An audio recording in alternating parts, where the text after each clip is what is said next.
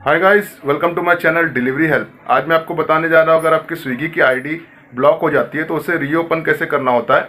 और अगर आपकी आईडी का पहले आपको जानना होगा कि आपकी आईडी ब्लॉक क्यों होती है। ब्लॉक होने के कई कारण होते हैं। अगर नंबर 1 कारण है जैसे कि अगर आप 3 दिन लॉगिन नहीं करते हो बिना लीव डाले स्विगी में तो आपकी आईडी ब्लॉक हो जाती है।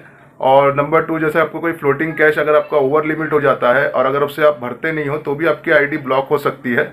नंबर 3 जैसे कि आपके मोबाइल पे आता है टेम्परेचर, अगर आप हाई टेम्परेचर ले लेते हो, कई रेस्टोरेंट पे दिया रहता है कि अगर आप टेम्परेचर सेलेक्ट कीजिए तो उसमें अगर आप हाई टेम्परेचर ले लेते हो तो हाई टेम्परेचर के कारण भी आपकी आईडी ब्लॉक हो जाती है। और इस तरह से कई रीज़न होते हैं। अगर आप कस्टमर को ऑर्डर देने जाते हो और कस्टमर के साथ आपका कोई अनव्यवहार हो जाता है, अगर कस्टमर से कोई बातचीत आपकी गलत हो जाती है या कस्टमर आपको कुछ बोल देते हैं तो कस्टमर अगर आपके नाम से आपकी आईडी से अगर आपको मेल कर देंगे स्विगी कंपनी में तो कंपनी क्या करती है, आपकी आईडी टेम्परेरी ब्लॉक कर देती है। उसके लिए आपको जी फॉर्म भरना होता है। बहुत सारे कारण होते हैं अलग अलग आईडी ब्लॉक होने के, तो उसके लिए आपको जी फॉर्म भरना होगा। और जी फॉर्म किस तरह से भरना होता है वो मैं आपको बताऊंगा। चलिए आपको बताते हैं जी फॉर्म किस तरह से भरना होता है। सबसे पहले आपको जाना होगा स्विगी के ऐप में। स्विगी के ऐप ओपन करने के बाद यहाँ 3 बिंदी दिखेगी, 3 लाइन को क्लिक करना होगा। वहाँ आपका प्रोफाइल रहेगा। उस सब नीचे आएंगे तो मैसेज सेंटर का ऑप्शन रहेगा। मैसेज सेंटर में जाना होगा। मैसेज सेंटर में जाने के बाद आप जब स्क्रॉल करोगे तो वहाँ जी फॉर्म कनेक्ट फॉर्म रहेगा और मैं इसकी लिंक भी आपको वीडियो के डिस्क्रिप्शन में दे दूँगा। और वहाँ पे एक लिंक दी गई रहेगी, लिंक को ओपन करना है। लिंक को ओपन करने के बाद आपको इस तरह से अलाउ करना होगा। कुछ दोस्तों लोगों को कुछ एरर आता है तो एरर में अगर आपकी ईमेल आईडी नहीं डाली होगी तो वहाँ डालना होगा ईमेल आईडी। तो मेरी ऑलरेडी डाली हुई है ईमेल आईडी। और ईमेल आईडी डालने के बाद आपको नीचे दिखाई दिया जाएगा आप कौन से जोन से हो, तो वो सिलेक्ट करना होगा आपको। जैसे ये इनकी आईडी थी माहिम दादर की, तो हमें ऐसा स्क्रॉल कर लेना है और वहाँ ढूंढना है माहिम दादर। और उनका जो स्विगी की आईडी है उनकी आईडी इंटर करना होगा। जो भी दोस्त की आईडी अगर ब्लॉक हुई है तो उसकी आईडी डालना होगा। इनकी आईडी बहुत ही पुरानी है तो उन्होंने कहा था मेरी आईडी टेम्परेरी ब्लॉक हो गई है तो मुझे रीओपन करके दीजिएगा। देखिए दोस्तों, उनकी आईडी पे टेम्परेरी ब्लॉक बताया जा रहा है तो उनकी आईडी हम जी फॉर्म भर रहे हैं उनकी आईडी ओपन करने के लिए। और ये मैं लाइव करके दिखाऊँगा, उनकी आईडी ओपन हो जाएगी।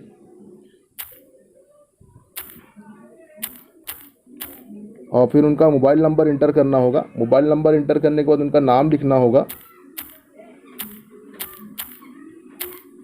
फिर आपको नेक्स्ट लेना होगा।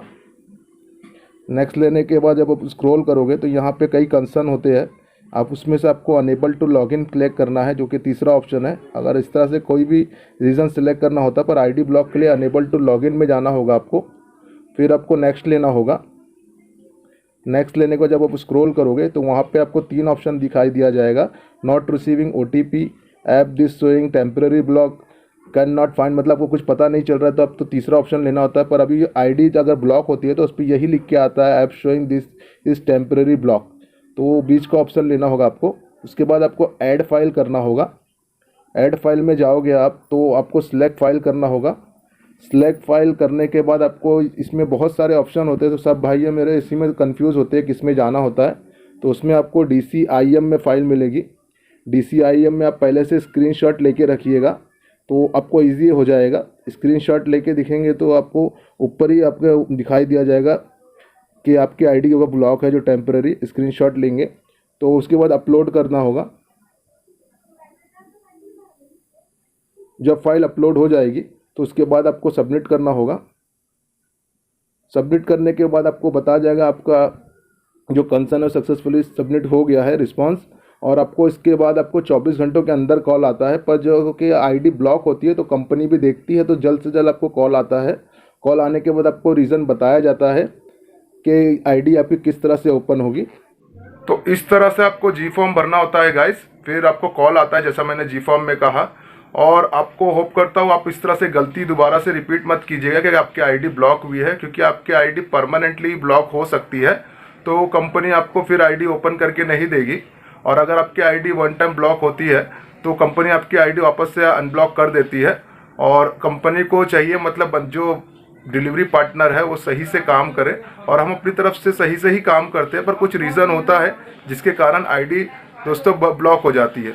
तो होप ये वीडियो आपको जानकर अच्छा लगा होगा गाइज। इसमें अगर आपको कुछ फ़ायदा होता है तो हमें लाइक कीजिए, कमेंट कीजिए, सब्सक्राइब कीजिए गाइज। Thank you.